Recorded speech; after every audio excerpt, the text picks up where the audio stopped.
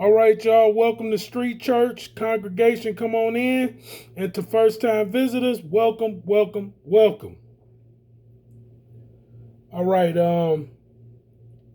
I know this news done probably made it around its rounds, done its rounds.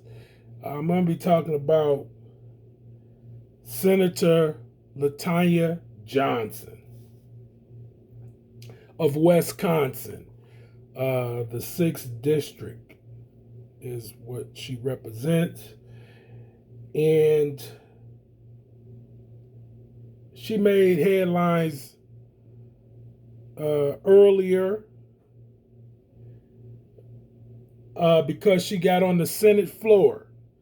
Was discussing crime, and rather than have etiquette and decorum on this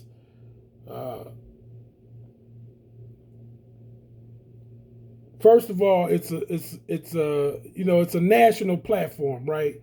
We know that, all eyes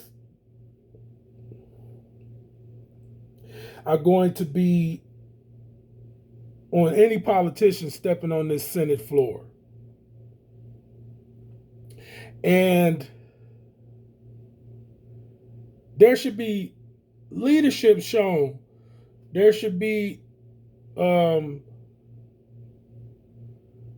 this is a place where policies are made, right? Where laws are enacted, where bills are legislated, right? This what she said on the floor, because she was talking about crime, and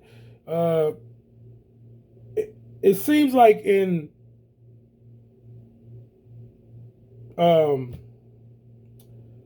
repeated fashion, right?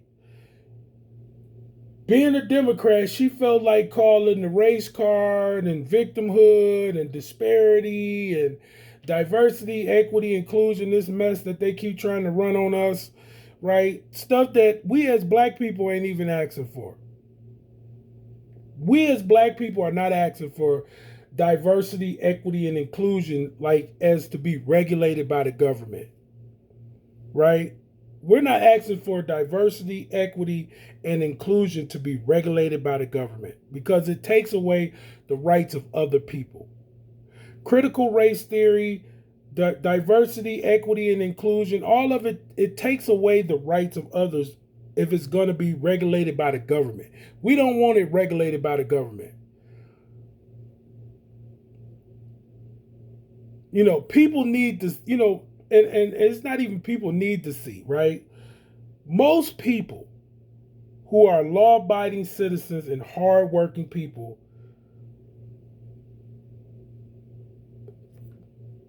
want to be diverse.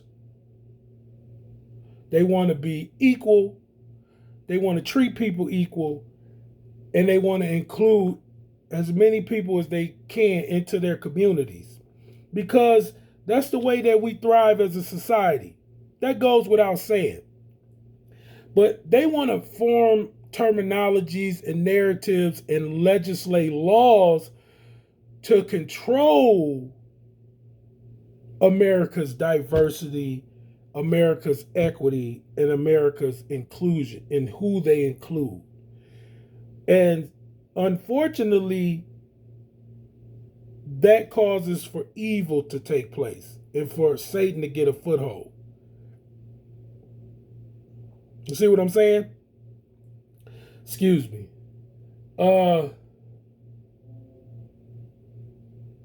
And it's just sad. So anyway, the bottom line is Senator LaTonya Johnson,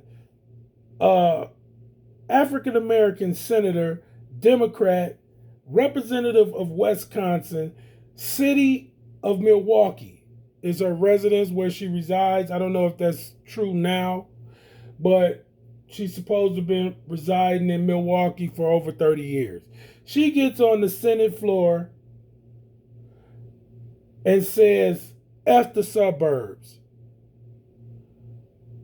And that The reason she's saying F the suburbs is because she felt like every time crime is being talked about on the Senate floor, they're the people who are most impacted by uh, these urban areas that have high crime rates in it, right?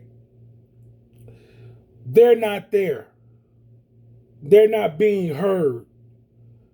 There's no representation there of them. This is what she was trying to imply. So she felt like she was obligated to say, F the suburbs. And, you know, it rhymes with duck if you don't get it by now. But it was derogatory. It lacked decorum. And she ought to be ashamed that she came on the floor like that. And now, you know, people are asking for her to resign. They're calling for her to resign. And I agree. I agree. And as a black person, as a black American, whatever you want to call me, African American, I feel ashamed. I feel ashamed that that's someone from the black community who's supposed to be in leadership. That's my representation for me, right? Even though I'm in Michigan and she's in Wisconsin, just as a whole, like as black Americans as a whole, it seems like we done came so far, and we have so much potential to move forward in a direction that would take us to new heights, right? Because listen, I'm a theocratic. I know that Jesus is coming again. Right? So a lot of these things and issues on earth, they're civilian matters to me because I'm a soldier for Christ. And the Bible teaches us if you're a soldier for Christ, then these matters on earth are civilian matters, right? But I'm just speaking as a black man, right? And I'm really just speaking just in human terms, right? That was a bad representation of how we as black handle ourselves. Even if we upset about something, yeah, it seemed like she was genuinely upset, but she didn't really even have a cause for it because the suburbs have nothing. What it was is she was just pointing out, why are you asking for additional cops now that you're saying the crime is reaching the suburbs? That was her point. She acted as though they, excuse me, I'm sorry, as though they my words just getting tangled up, and I'm just trying to, also I'm trying to be careful. First of all, I want to respect the YouTube community guidelines and not get striked for anything, and then also I want to be respectful to this senator where she didn't have no respect for the Senate floor or herself. I don't want to do tit for tat. I want to be respectful, right? And try to give her the benefit of the doubt. Hopefully that her grievances was legit, right? And it just wasn't for show. Like she wasn't trying to make some political stance, right?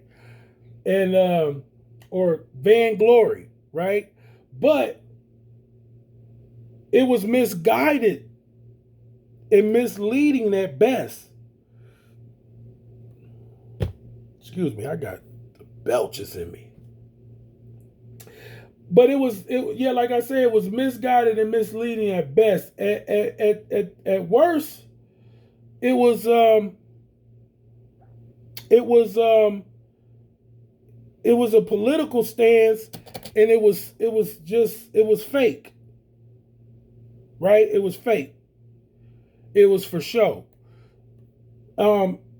Because the suburbs actually, this is to her shame. Think about this. It's shameful on your part that people from the suburbs are the ones crying out for more law enforcement and not you. That you and your Democratic Party have been hollering out, defund the police. Now, some of you have decided to relent on, being so outspoken about defunding the police because it's bad for you politically. It's not because you care. Because you were trying to defund the police so that you can take money from them and set programs up that's going to be absolutely useless to public safety, which this Senator, LaTonya Johnson of Wisconsin, she's a part of public safety, education, and healthcare, and crime. She's been in politics for 6 years or more. She's been a senator for a few years. And education, public safety, and health, all the things that she's involved in, Milwaukee, her district, is doing terrible on all fronts. On all the things that she's involved in, they're doing terrible. Education, terrible. I got some statistics. I'm going to run it down to you. Okay? These are all the things she stands for. And then she got because I went to her website. I wanted to do a little research on her, and see. She got some good policies. She got 2 policies I like. She got some about at-risk or missing veterans called Green Alert. It's got another name for it. And she put together, she was involved in the legislation to train commercial truck drivers to recognizing human trafficking, right? And she had a first of its kind legislation to create on an alert system for at-risk or missing veterans, which is called the Corey Adams Searchlight Act. Now she was the I think she was the author of these 2 legislations. So somewhere, you know what I'm saying, she got entrenched into this new progressive thing that they doing in the Democratic Party. And it was all in the, COVID. During COVID that they came with these issues, defund the police, transgender surgery and transgender affirmation and the new Green Deal. And sadly, they just stick with each other even when it's total nonsense and it's not going to never go in the right direction. They stick with each other on these policies and stuff these narratives. They create some terminologies and some narratives, and man, they stick to it even when it's totally insane. And defund the police, and also the educational. Everybody that's involved in this progressive thing that they got going on, all these policies that I'm talking about this recent stuff that they've been coming with, is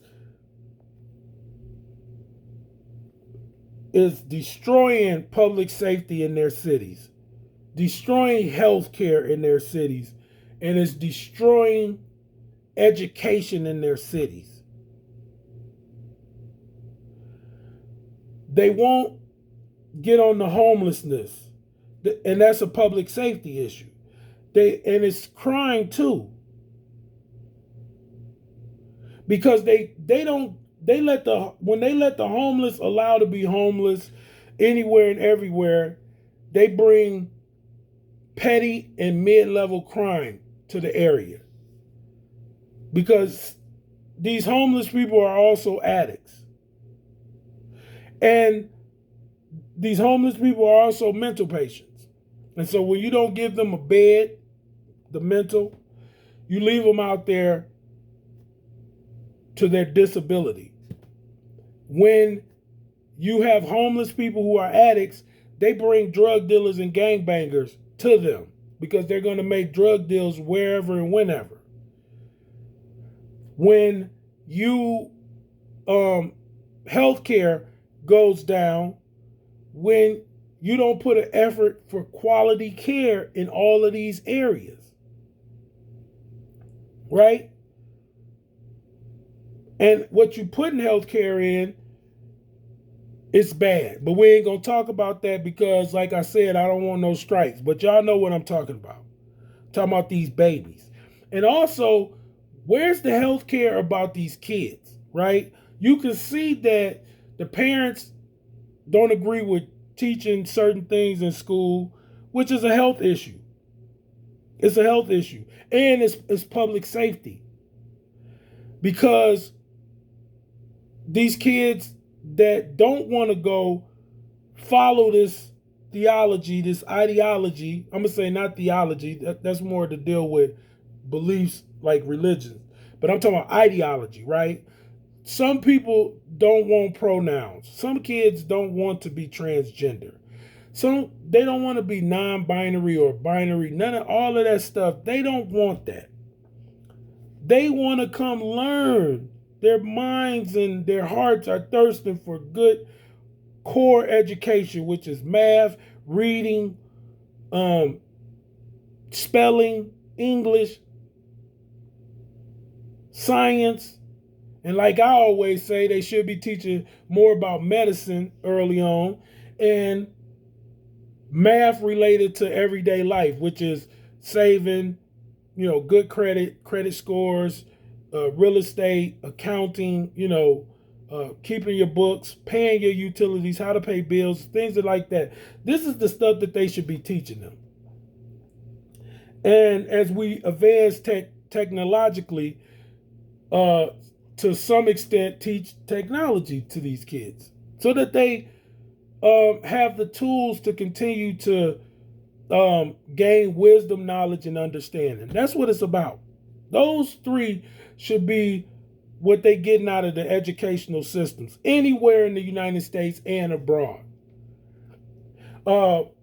And she's failing. In Wisconsin, right, in Milwaukee, they're proficient in math 11% for the whole state. 18% proficient in reading, right? So, and I was looking because she got a lot of tweets where she always saying the GOP didn't allow us this, and the GOP didn't allow us this, and the GOP, right? And so, I said, okay, well, what I'm saying? So they got a lot of money from the CARES Act. They got, let me go ahead and look here, okay? They got a lot of money, right? Like almost $2 billion. I would say $2 billion, basically $2 billion. They got $685.4 million, $685.4 million from the CARES Act. They got $1.49 billion, I think, through the American Rescue Plan Act. And, they got $685.4 million from the Consolidated Appropriations Act. And they got $204.6 million from the CARES Act. So you see, they almost got like $2 billion, right? She wanted them to up that on the consolidated appropriations like 709 million point something, right? But this was a lot of money. But look, so, okay, education-wise, out of all this money, her district, right, her school district, It's got 69,593 membership, right?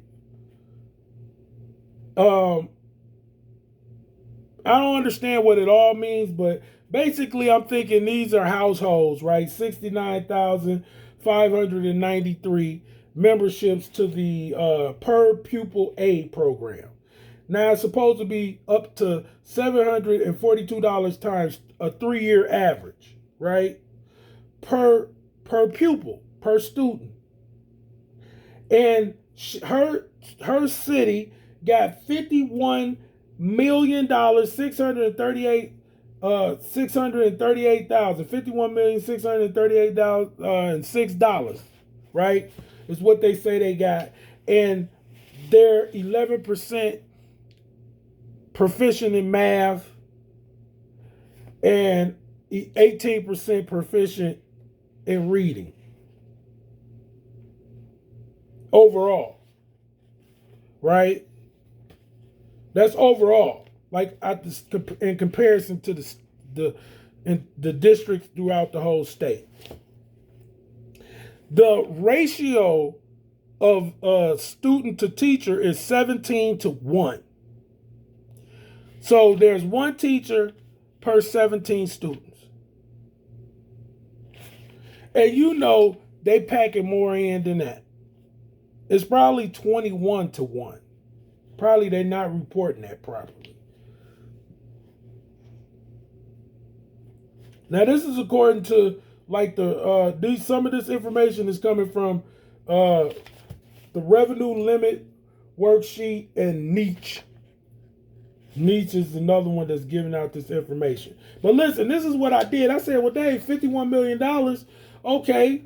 And then, you know, where you know, once you get all of this per pupil aid program out the way and things, where's this money going? Why, you know, like, listen, let me show you something. $51 million. Why do these schools look so run down and they be needing so much repair and they need somebody to come in and they doing charity events and stuff like that for these schools and stuff like that? Who is budgeting this money? Who's the budgeters of this money? Because we need to start holding them accountable.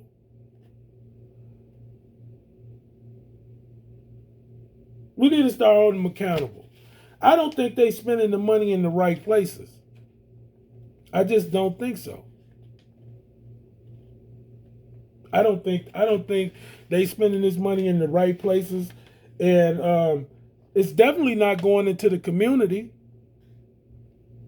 Because they always like to brag about how they got surpluses here and there. So why don't you go the community that's surrounding the school? See, that's what I'm saying. Why don't you pour some of that surplus out if you do indeed have surplus in some years, right? You're not doing nothing. You're not going to open up, you know, or maybe a rec center or just whatever you can think of, and then or increase your public safety around the school, right? Why don't you budget in security for the kids? Budget in some security. You got a surplus, you got a couple $1 million left over, right? Security, armed security in some high-risk places. Then you wouldn't have to be talking about F the suburbs, because you could begin to make this look like the suburbs. You can make the urban areas more valuable and attractive if you fix up the areas.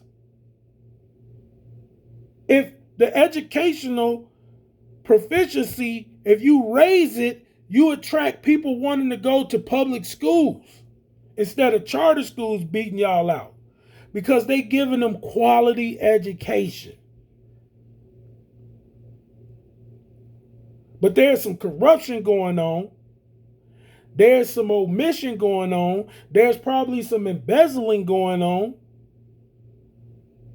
And because of that, they're not taking care of what they need to take care to continue to expand the quality of education, to expand out into the community concerning public safety. And then you mingle in that ideology that they talking. And listen, and I'm tired of systemic racism.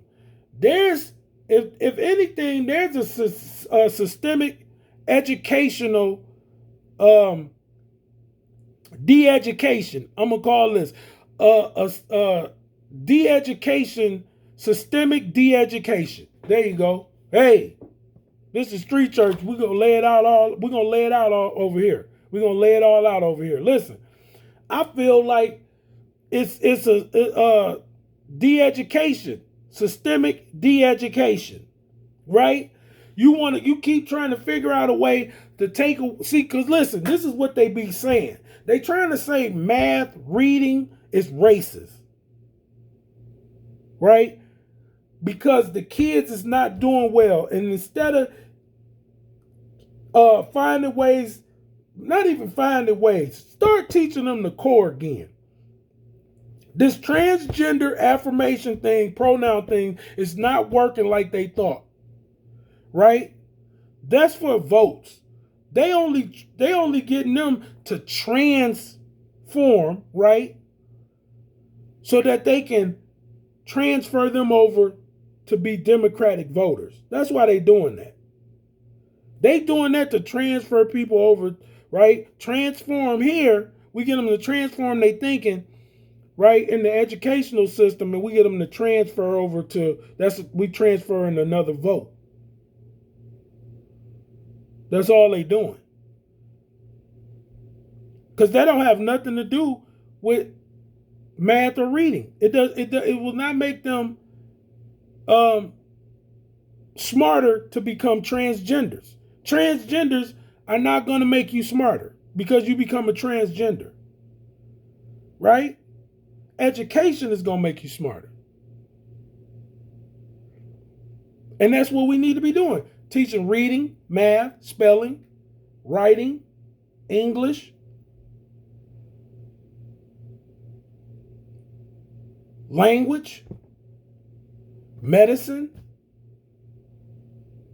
math to deal with everyday life, like real estate and saving money, microeconomics, macroeconomics, science. All this other stuff that they forcing on kids frustrate kids, and it closes them. They shut down. So they just go with whatever is going on in their communities. And sadly, what's going on in their communities outside of their schools is sex, drugs, and violence in these inner cities, in these urban areas. But now, if there was policies being made where people had to keep their yards clean, instead of putting furniture all out in the yard and being able to have their kids and toy, they don't want to clean. Listen, one thing you notice about the suburbs, cleanliness is one thing that they practice. Everybody. It's like synchronized swimming. Everybody's yards are manicured. Everybody respects each other's property. You don't see a lot of vandalism or graffiti. And everybody is going to work, coming home, and doing the same thing, repeating it. Keeping their yards clean, keeping their cars clean, keeping a clean house. You know, being nice to their neighbors.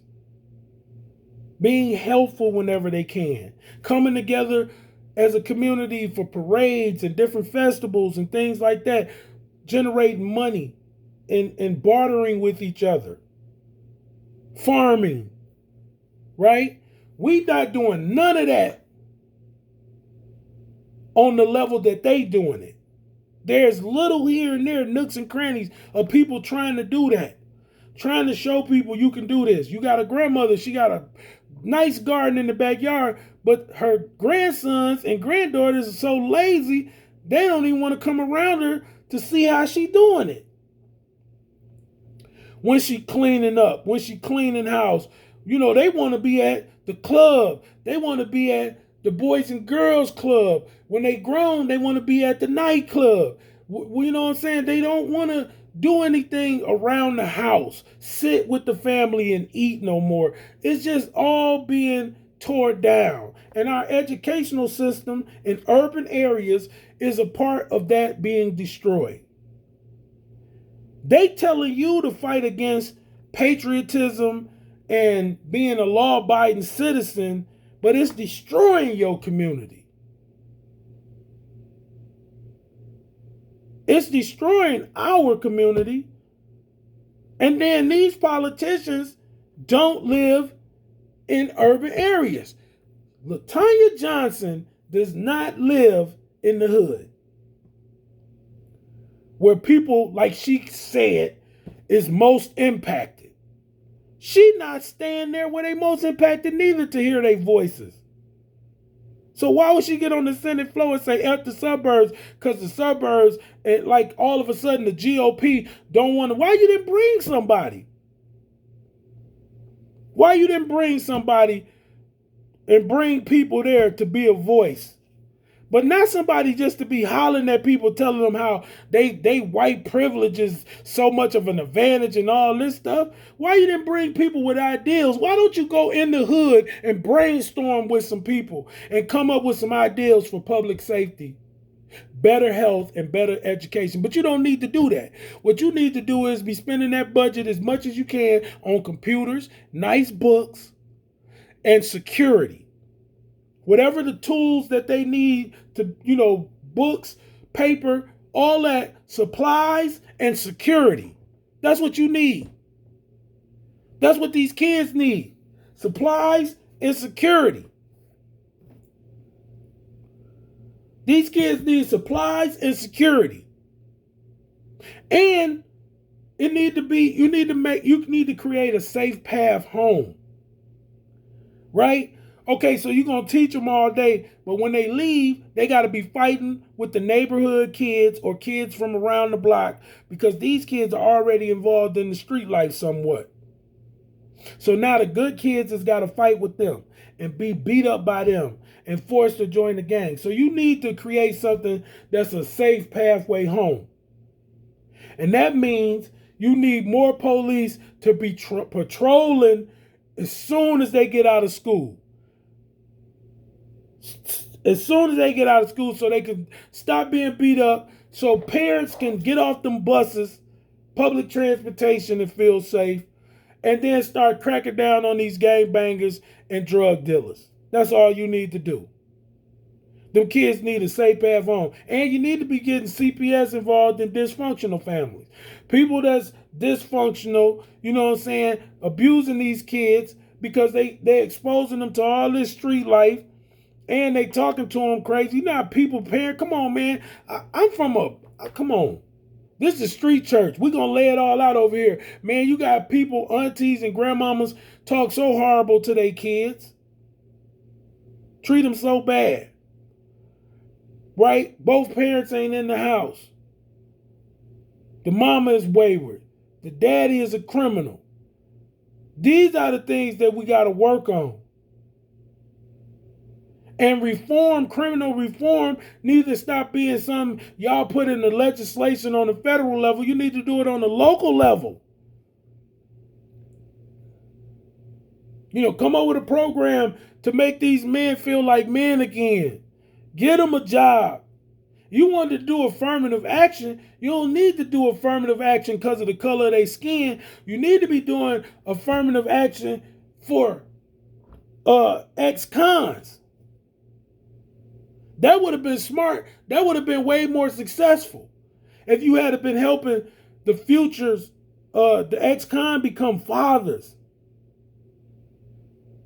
Affirmative action for that. When criminals get out, you could have used affirmative action not because of the color of the skin, but any criminal that wants to be a good dad, a good husband, a good person. You could have used it for that. But see, you used it for the color of your skin, and that's why it got struck down. You could have used it for helping people who are really in despair. You always talking about disparities. That's disparities. To get out of prison and don't have nothing. Some menial job when you could just give them a shot at a real good job. That's affirmative action. That's real affirmative action. Real affirmative action is you affirm to get these kids home safe, a safe path home. Stop letting them get beat up, tormented by these streets, ducking and dodging from gunshots.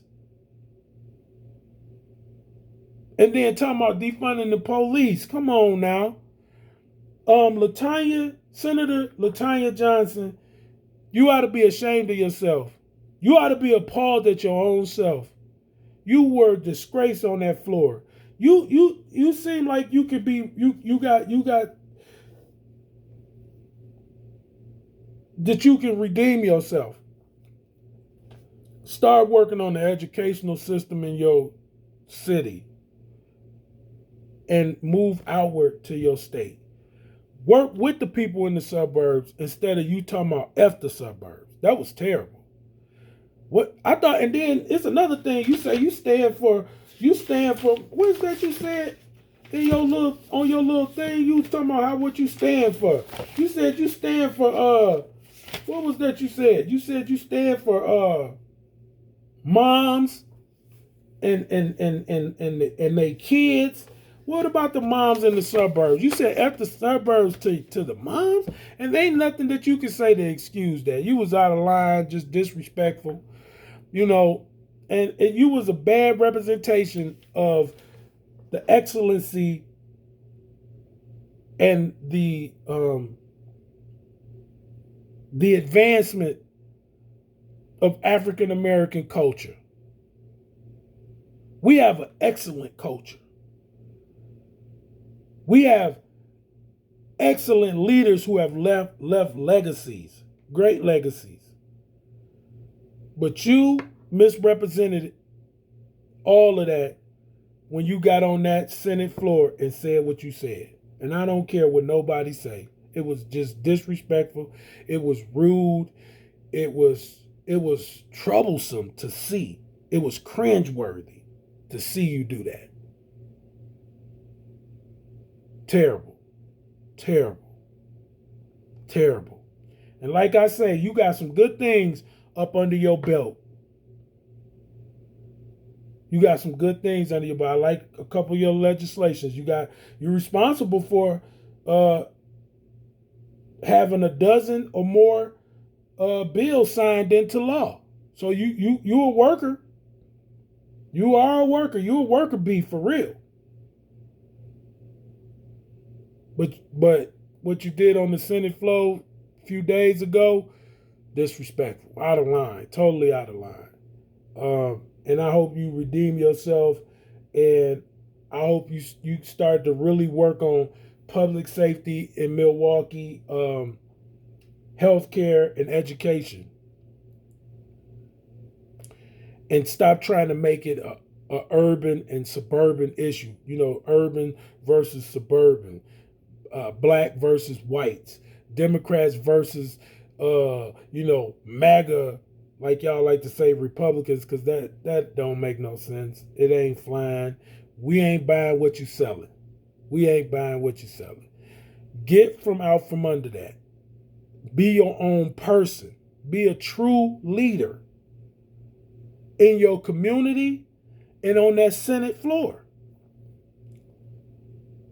Don't try to be hood. You tried to be hood with that. You tried to be hood with that. You tried to be gangster. You got all that education. You done came all the way that far to be gangster in the hood on the Senate floor. You went out like a lame. Like they say in the shot, you went out like a goofy. You went out like a goofy. You looked at like a real goofy up there. You looked at flaw on that Senate floor with that bull crap talking about some F the suburbs and them your constituents. You a politician. Supposed to be a leader in your community in Milwaukee and you're the representative for the entire state of Wisconsin. Senator LaTonya Johnson. And you going to say F the suburbs. Wow. Listen, y'all. I'm going to read a couple scriptures because ain't no more to really be said. She did what she did. She needs to do what she say she gonna do as a senator, though. She did what she did on that Senate floor. It was out of line. It was out of character. But she need to do what she say on her website that she's about. That's what she needs to do. And get them numbers up, get them percentages up on that math and that reading for them babies over there in Milwaukee. Okay, listen. This is about, superficial leaders. They're not supposed to be in the position if they're going to be like this. If they're going to be like her, they ain't supposed to be in the position. Everybody got bad days, right? Everybody got bad days. Nobody's perfect. That's what people say. But you know what? You can't be pure. You can't be pure. Don't let corruption enter into your heart, right? Don't let it defile you. Proverbs chapter 29, verse 2. When the righteous increase, the people rejoice. But when the wicked rule, the people groan. I see it more than ever now. I'm groaning because I'm always seeing people in politics. And I'm just talking about me as a black person watching black leaders behave so unrighteously in this time and age. I just been watching it be prevalent among black people. Just unrighteousness, just unruliness, just no decorum. And we groan over it because y'all supposed to be our leaders. Y'all supposed to lead by example.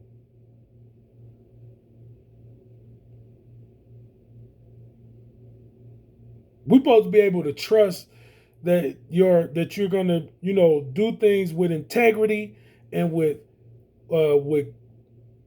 clarity and with good judgment and with righteousness. Right? You're gonna uphold the Constitution of America. You're gonna, be a straight up, straightforward politician, not giving into usury or bribery or skullduggery. Right? We need you to be straight up. And we need you to do what you say that you ran on. We tired of y'all running on something, saying y'all is gonna do this, y'all gonna do this, and y'all gonna do that, and you lying to us because you don't do it. You don't even try.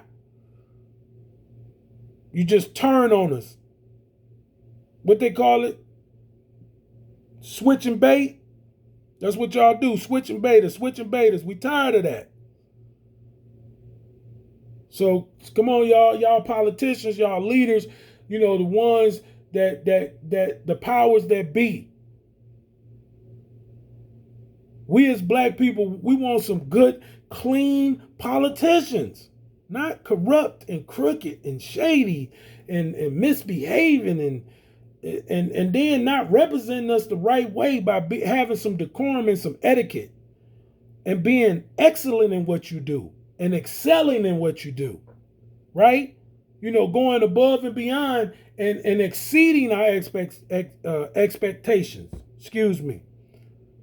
in the field that you chose to run in. Governor, mayor, alderman, senator, Congress, wherever, even president. Do it righteously.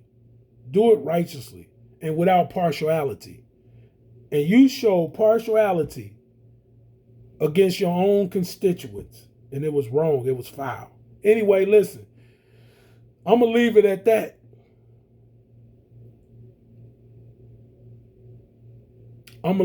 that. Okay? This is Street Church. I'm going to let the congregation out. LaTonya, Senator LaTonya Johnson, get it together. Get it together. Get it together. God